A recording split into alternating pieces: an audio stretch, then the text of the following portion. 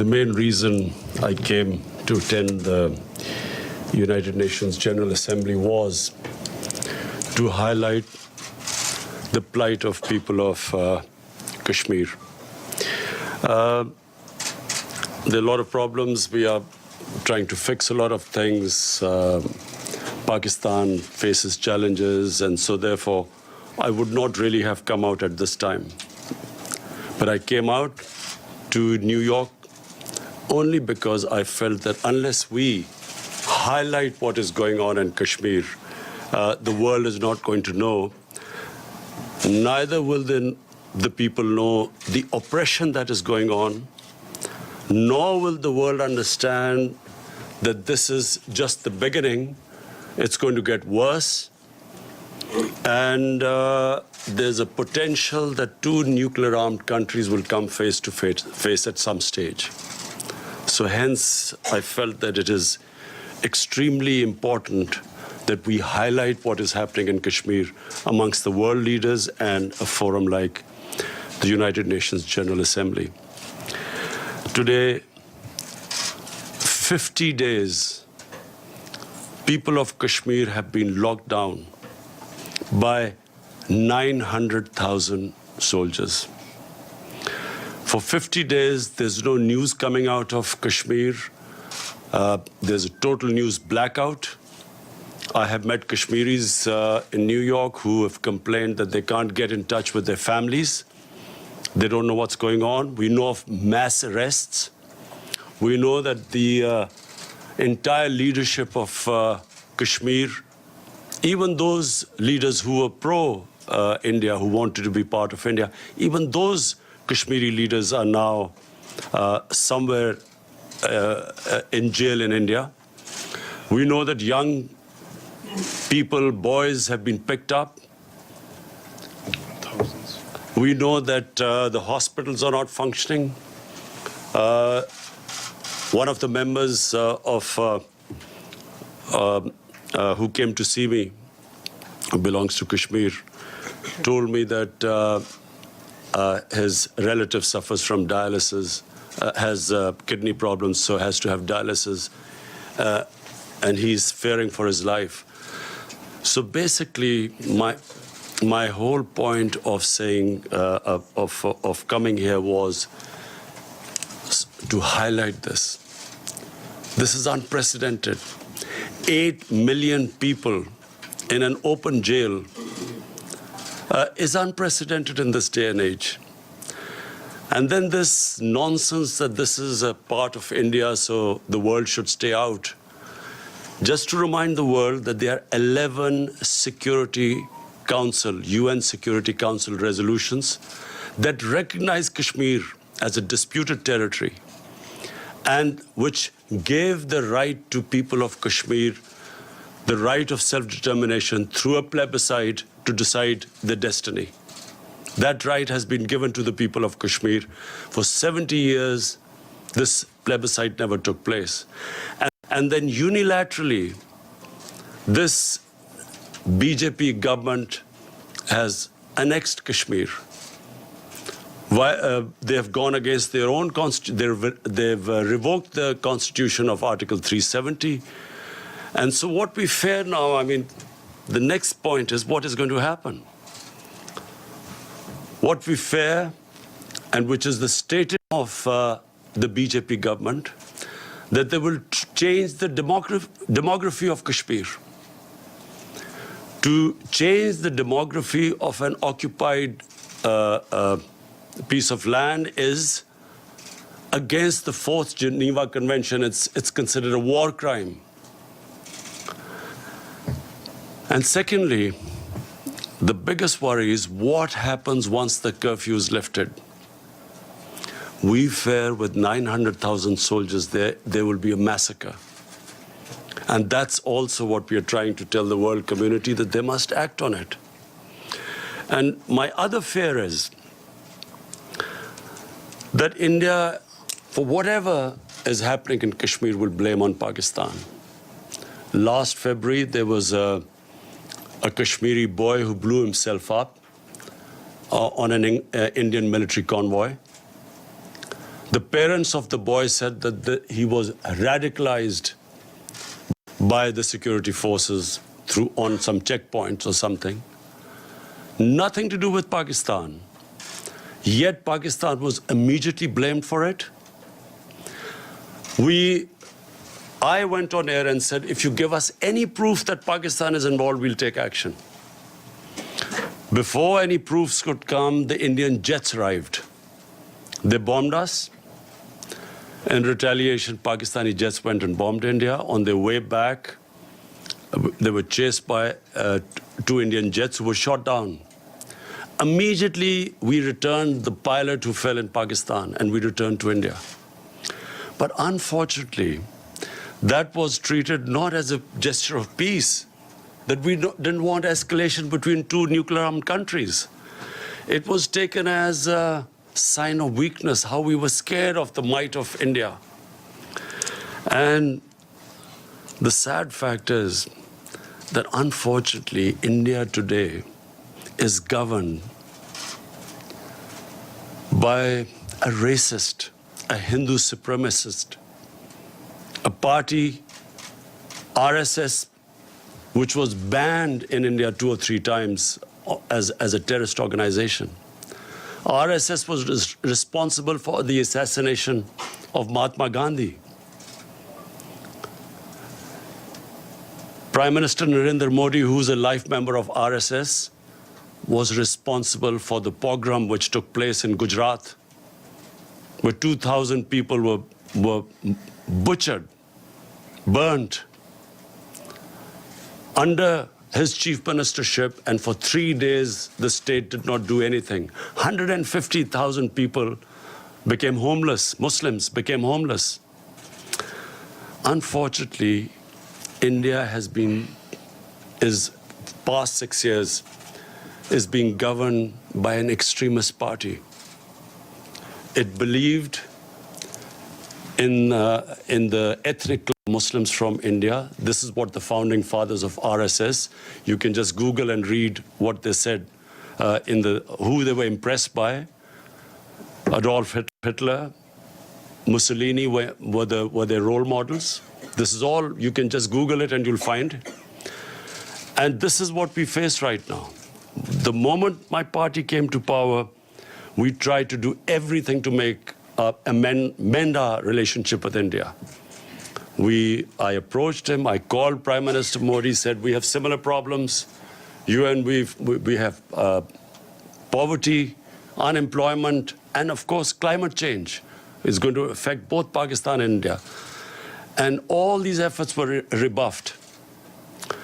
We thought it was because of the election campaign. We thought maybe, a nationalist party would pander to its base.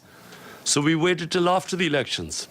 And once the elections were over, we again approached them, and then we found that they were trying to push us into the FATF blacklist to bankrupt Pakistan.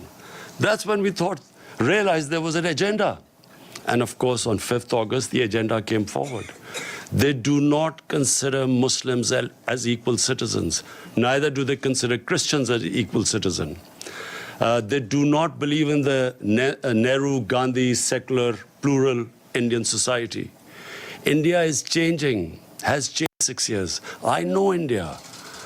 I have friendships, I know through cricket. I know the India of Nehru and Gandhi, and I know what is going on now. So I'm alarmed, and I think the world leaders need to know. I've spoken to the world leaders.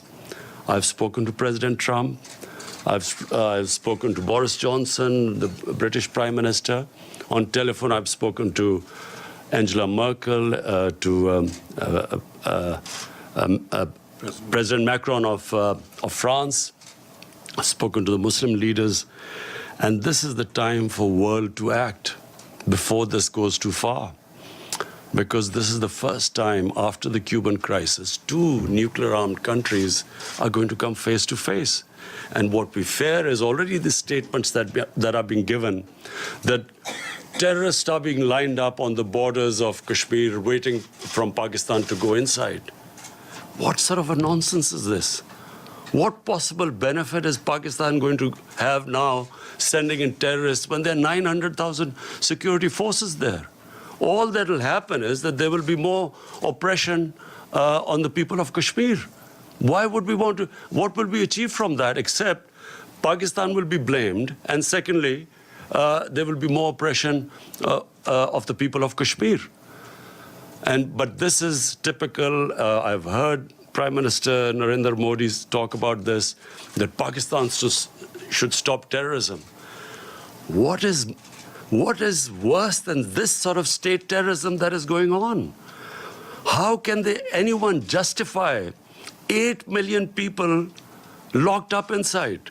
What justification could there possibly be for this? For 50 days? Meeting cancelled here. Anyway, I hope that, by the time I leave here, I will be able to apprise everyone of the situation. I also want the United Nations they have a responsibility. After all, it is the United Nations Security Council resolution that gave the Kashmiris the right of self-determination. And what is happening to them right now, responsibility lies on the United Nations too. And also, I think, finally, of the world leaders, the big countries, the powerful countries, I would urge them to look beyond big markets. There's certain, if this thing goes wrong, the effects will go way beyond the borders of the subcontinent. And this obsession with big markets and trade and all that, I mean, this is serious. And I again repeat, we do not know what will happen after the curfew is lifted. And my fear is that with 900,000 troops there will be a massacre. Yes, Mr. Prime Minister. Wait, Mr. Prime Minister. Michelle from Reuters, please go ahead. Thank you, Prime Minister. Michelle Nichols from Reuters. On behalf of the UN Correspondents Association, thanks so much for the news conference. There was a report earlier, as you said, you met with President Trump yesterday. There was a report earlier today that President Trump has asked you to mediate between the United States and Iran. Is that true? Can you elaborate? Has President Trump asked you to take a message to President Rouhani? Before President Trump, I stopped over in Saudi Arabia because of the drone attacks on their oil facility. And I spoke to Prince Mohammed bin Salman, and he also asked me to talk to the Iranian president. He knew I was meeting him. And so also President Trump asked me that if we could de-escalate the situation and maybe come up with another deal. So I did convey this, and yes, we are trying our best. It's an ongoing thing, so I can't reveal more than that. So, sorry, just a quick follow-up. So, yes, you are now mediating between the United States and Iran. And when did you speak with President Rouhani? I immediately spoke to President Rouhani yesterday, after the meeting with President Trump. But I can't say anything right now more than this, except that we are trying and mediating. So how do you think the situation can be de-escalated? I'm hoping that, that there is no conflict. You see, I do not believe that conflicts actually resolve anything. I mean, we have the situation in Afghanistan, and here's me on record saying that I was anti this, the whole war in Afghanistan and Pakistan becoming part of this war. And I was told both times that, look, the war in Afghanistan will be over in a few weeks, and Pakistan will only be involved in it for a few weeks. So, 19 years down the line, we have a situation. Again, by the way, we are still hoping. I've spoken to President Trump. We are trying now to get the talks restarted between Taliban and the Americans. And hopefully, if the deal is signed, which was almost about to be signed, then I would try and meet the Taliban to convince them to talk to the Afghan government then. Because until now, that's where the hitch was. Taliban were talking to the Americans, but not to the Afghan government. So Pakistan is affected by this. by all the turmoil in Afghanistan. We desperately want there to be peace, also for the sake of people of Afghanistan. Also, this would be a tragedy for not just Pakistan, but I mean for all developing countries with their budgets being affected if this war takes place and the oil prices shoot up. It's going to cause much more poverty, so we'll try our best in both cases. Thank you. James, Al Jazeera, and after this, if I can't identify somebody, please identify yourself before you ask a question. James, go ahead. James Bays from Al Jazeera. On Kashmir, I've heard absolutely everything you've said, but I still want to ask this question. You're here in New York. Prime Minister Modi is here in New York. You both had meetings with President Trump. Is there a possibility of face-to-face diplomacy? Is there a chance for diplomacy on Kashmir? Look, before 5th August, Pakistan tried everything. You know, I spoke to President Modi too, saying we have similar problems. Our problem is poverty, above anything. The responsibility of the head of state above anything is to get people out of poverty. And conflict is one that creates poverty. And sadly, as I said, there was no response.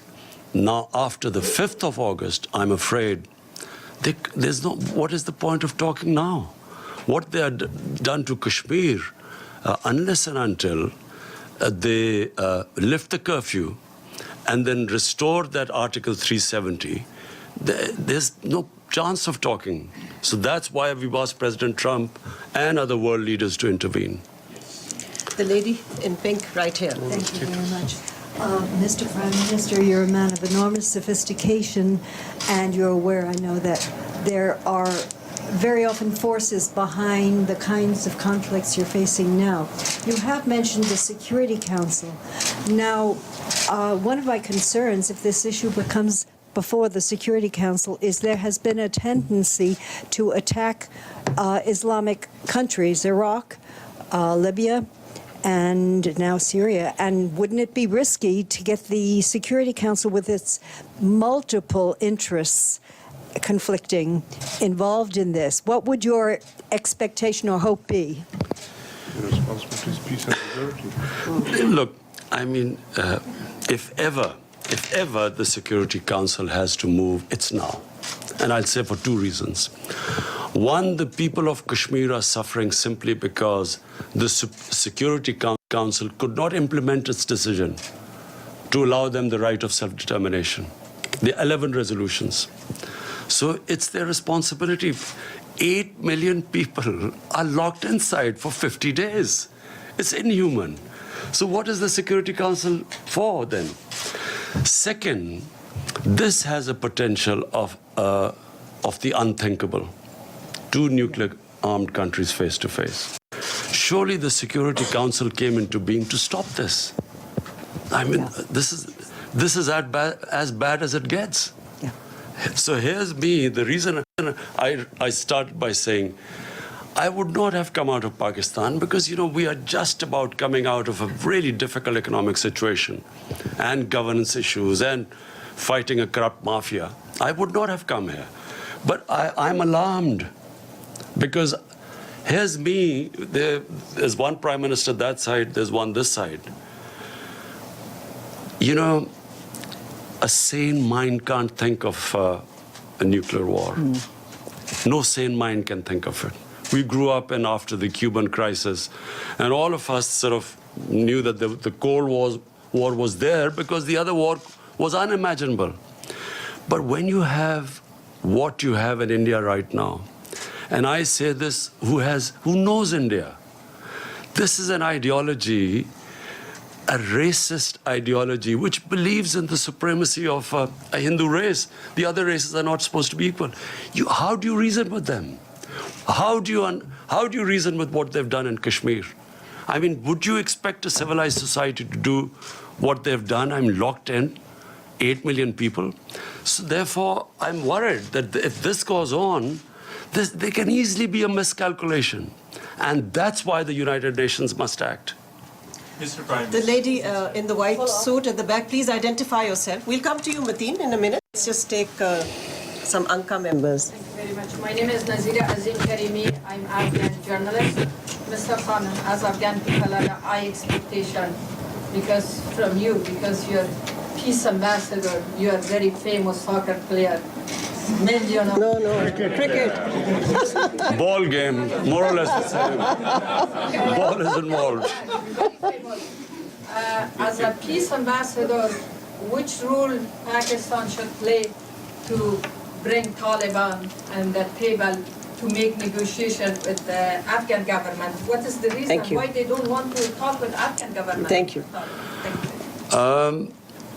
Well, this was a sticking point, as you're right, that the Taliban were willing to talk to the Americans, but not to the Afghan government. And at one point, the Taliban wanted to meet me, but I asked the Afghan government, and they asked me not to meet them. So the reason they said was that until President Ghani came to Pakistan, only then afterwards I should meet them. So I was planning to meet them once they had signed the deal with the Americans, and I would have met them for only one reason, that they should now talk to the Afghan government. But unfortunately, on a tweet, we found out that the deal was off. But it's very sad because that was very close. And once the deal was made, then, the progress would have been made. But let me just be clear. There is no military solution, which is what I've been saying for a long time. And once the Afghans get together, they will find a solution. It must be, if the government sits down with the Taliban, they'll find a solution. But it's a question of getting them there. Iftikhar, APP. Thank you, Prime Minister. Iftikhar Ali from the Associated Press of Pakistan. For weeks, you have been calling for lifting of siege in Indian occupied Kashmir. And in this connection, you have met representatives of international humanitarian organizations. What is it that prevents them to carry out their mandated task of providing relief to the Kashmiri people and to visit the prisoners, which they are mandated to do?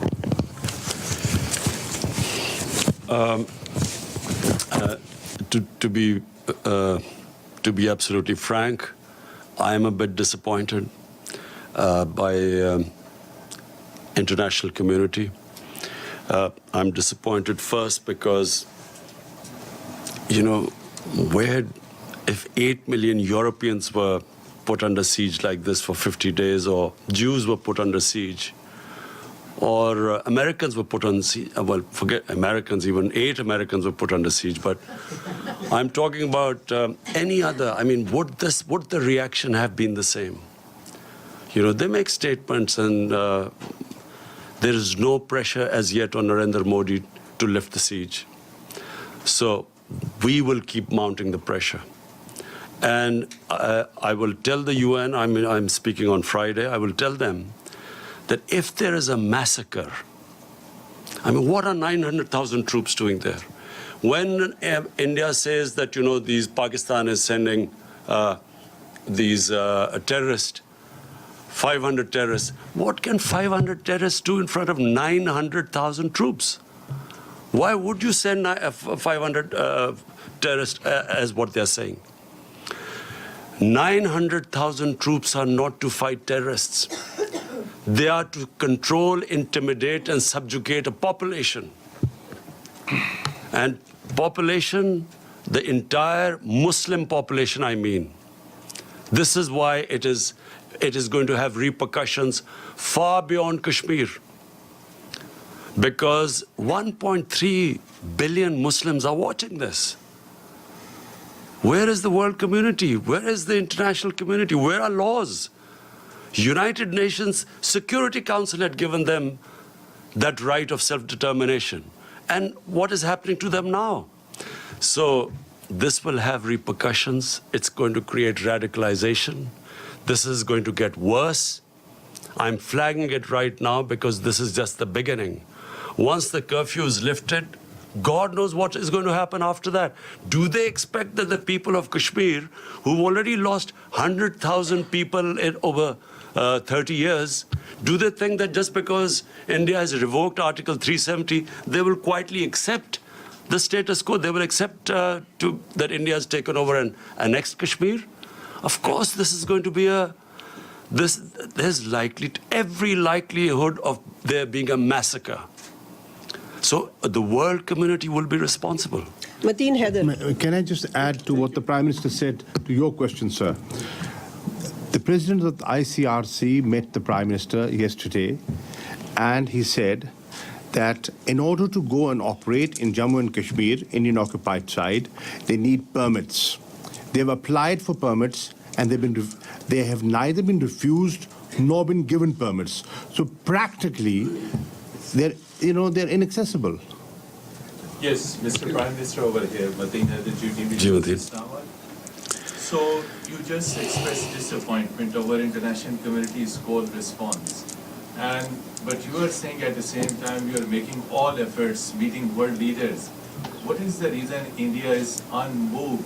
And when you met President Trump, again he said that he is ready to mediate if requested. So when he will be requested, and second part of it, how serious is the threat of attack or adventure from the Indian side, and what is your defense preparation?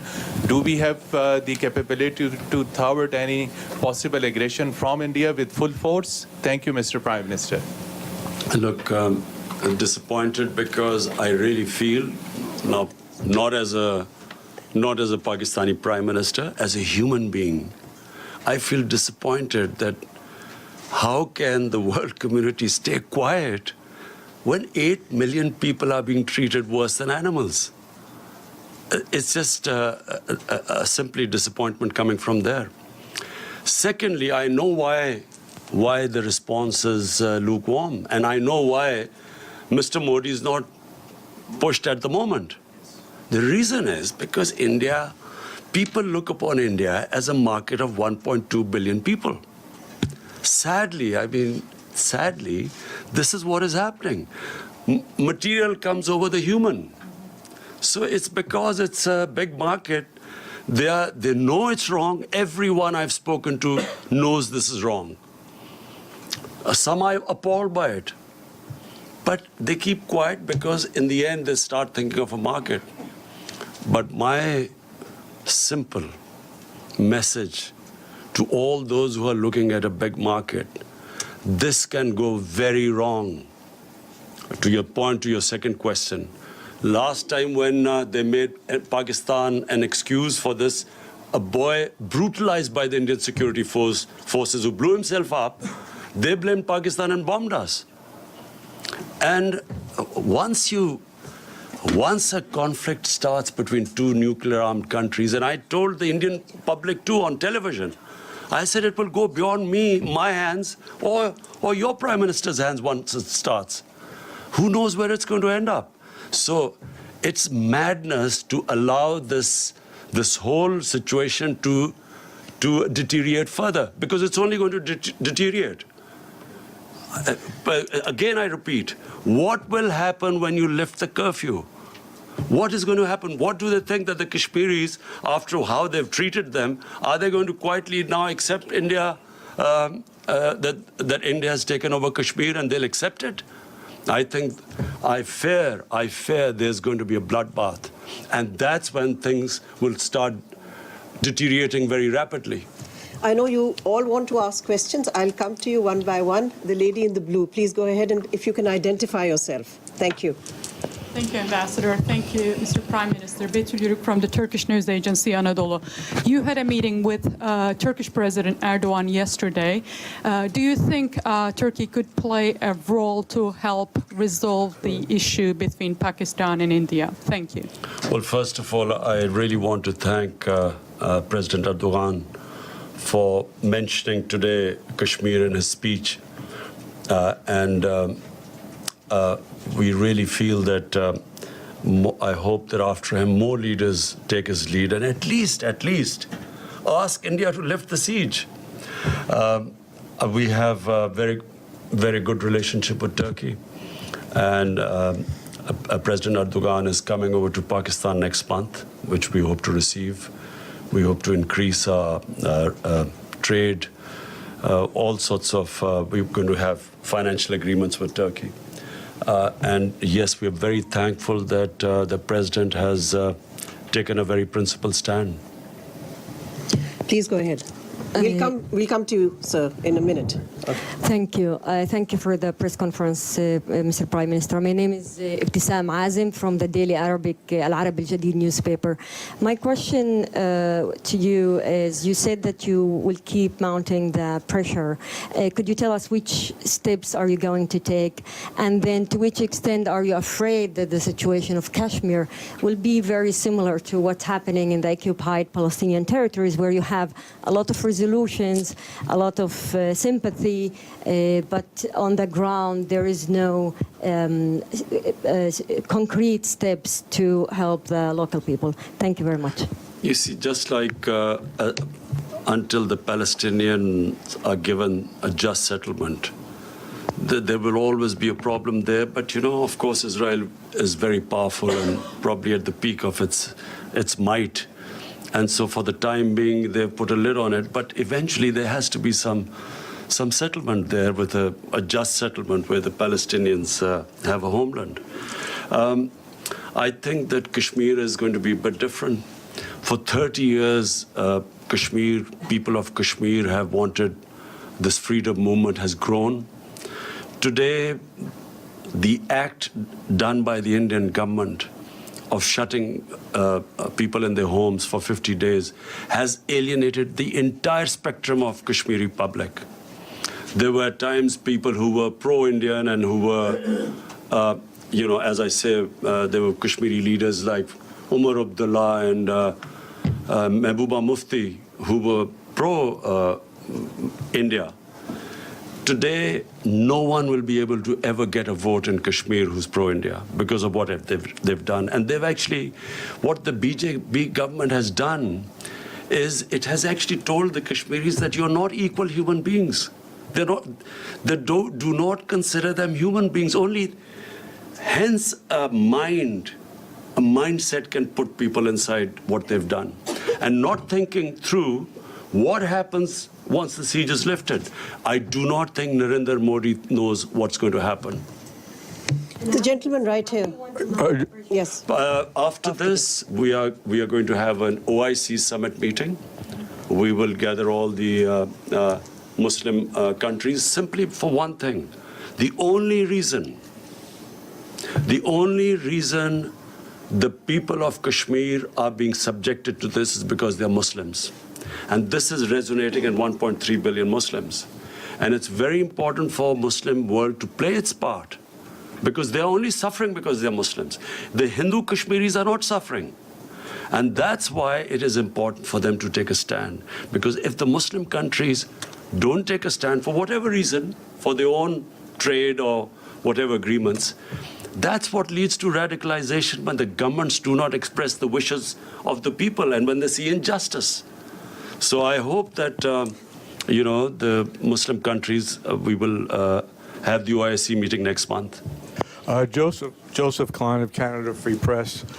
You've been quoted as saying that Pakistan had originally trained al-Qaeda forces, and also that you regretted the decision by the Pakistani government after the 9/11 attack to side with America against what was then referred to as terrorists.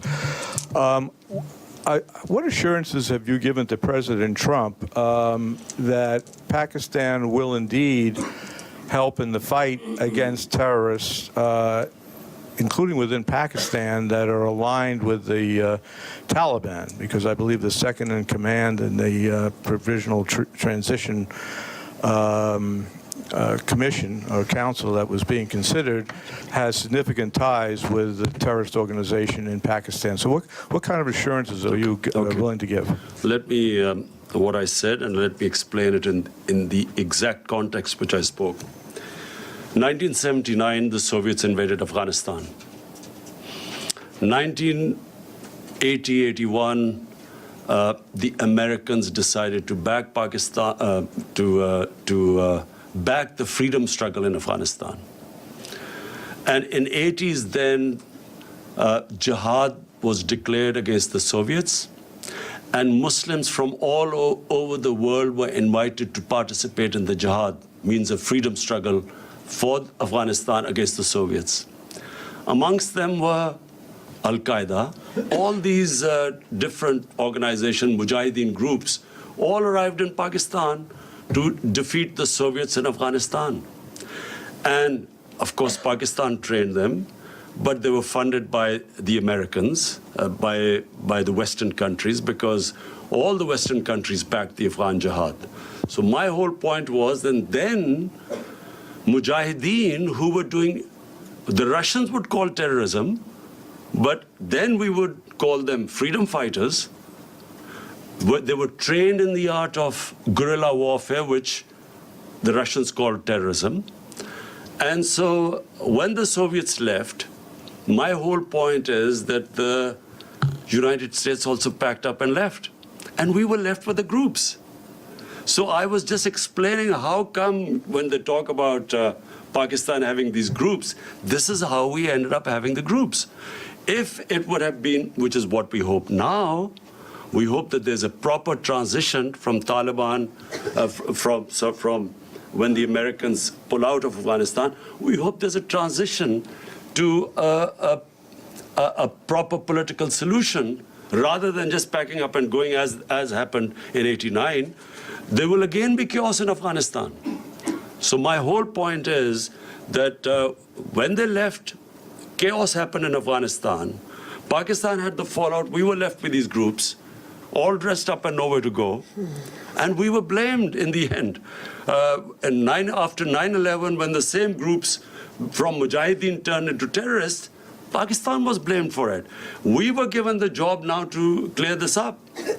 And we ended up losing 70,000 people from 2003 onwards. And so my whole point is that either we should not have participated in the Afghan jihad. Once we had participated, then we should not have been part of the American war on terror, because they turned the people who had we trained against the Soviets and foreign occupation. When the Americans occupied Afghanistan, they turned on Pakistan. Azim Mia and then Jahzeb of ARY. Azim Mia, please go ahead. Mr. Prime Minister, now you have met President Trump, so he has met Modi also. He has met him on both sides, and looks like he has got a tilt towards India. So that's one option. Secretary General says that the resolutions on Kashmir were not under Chapter 7. So according to the procedure of the Secretariat, Chapter 6 resolutions are non-binding. And in all that kind of a situation, what are the options left, except appealing to the international community? Because the international community looks like that right now, in the face of Indian-American alliance, things are getting bad. So what procedures you are going to adopt, and what is your approach, and where are you heading? Thank you. Azim, did you say I begged President Trump? No, you met President. Oh, thanks. I don't. I've never begged from anyone. So I have met, and I apprised President Trump exactly of the situation, and I have told him, like I have told you, the gravity of the situation. This could go serious. Look, intelligent human beings start thinking ahead. I mean, you have to think of the hope for the best, but you should be prepared for the worst. The worst scenario in this is unthinkable. Normal human beings do not think of that. And so therefore, it is my job to tell them, in my opinion, things will deteriorate. We will keep them apprised. At least we have informed the world community what's going on. And as time goes on, and I fear that this is going to end up in a massacre, at least we will be able to tell the world community. And if India blames Pakistan for this, then at least the world would know about it. Previously, it was anything that happened in India. Look, what has been going on in the past?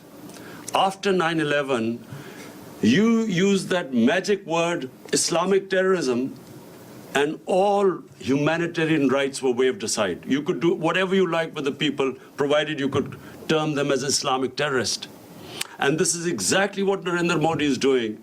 This near genocide which he's about to commit, he's blaming it on Islamic terrorism, hoping that he'll get away with it. And that's why it's important for us to communicate with the Western world and civilized world and tell them what is happening. That's why we're telling them, send your own observers and find out what's happening.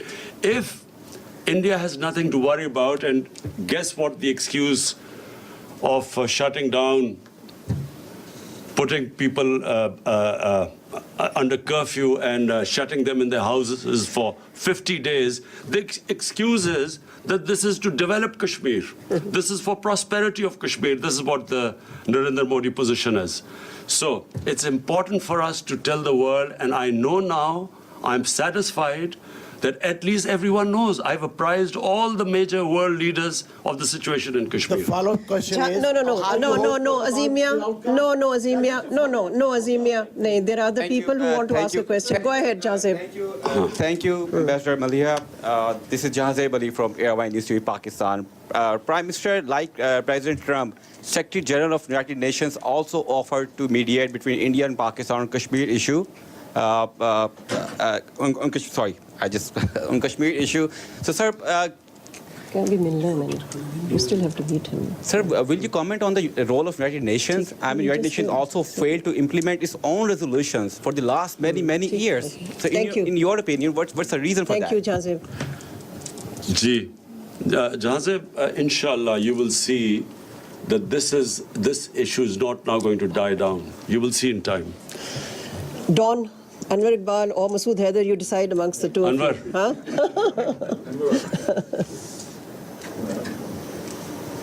Sorry.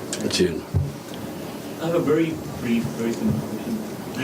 You are here, met world leaders, you will be speaking in 2 days, and you will go back. What other options do you have now if the international committee does not respond? Look, Anwar, let's be straight about this.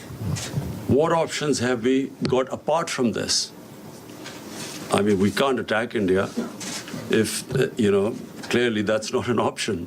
Apart from that, we are doing everything possible. Apart from starting a war, we are doing everything possible we can. We are all the time exploring every possibility. We're making sure every world leader knows about the situation. I will be speaking on Friday as well, and I will try my best to make the world understand. And then media, I'm going to, you see, I believe that the media is very powerful. The Western media, I had meetings last night, and I realized that a lot of them already know what is going on. And so I know what happened in Bosnia. When the ethnic cleansing of Muslims started in Bosnia, for a while the world did nothing. But the media put such a pressure that eventually the world had to do something. And I believe that in Kashmir, it's exactly the same thing will happen. Even though countries are worried about their economic interests and markets, I believe that this is a much bigger issue than markets and economic interest. And eventually the world will be interested. Let's take Hassan from the Daily Times. Mr. Prime Minister, in the past we have seen we had General Musharraf 4-point formula and we also had a Chenab formula. What proposal would you suggest to resolve Kashmir if you were able to talk to India in the near future? For a start, they have to lift the curfew. That's the beginning. I mean, this inhuman curfew of 50 days. Even the Congress party in India has commented that poor people have been shut inside for 50 days. 50 days they've... no one knows what's happening with all the prisoners, political prisoners, thousands of them. Thank you very much. In that formula, there was a problem. And the problem was the third party, the most affected party, the Kashmiris, were not in the loop. We have one last question. Go ahead. Muhammad Ikram, Voice of America, U.S. service, we broadcast to Pashto region, Pakistan, Afghanistan. Did Trump ask you to play some role or active role in Afghanistan? And did he told you something about to put some pressure on Taliban? And what were you told? I'll repeat what I said. we were very surprised because the deal was about to be signed when from a tweet we found out that the deal had been broken. So what we hope is that, and what we will try and do, is to actually get back that deal to be signed. And then Pakistan will do its best to get the Taliban to talk to the Afghan government. If you did everything what they expected of us. We're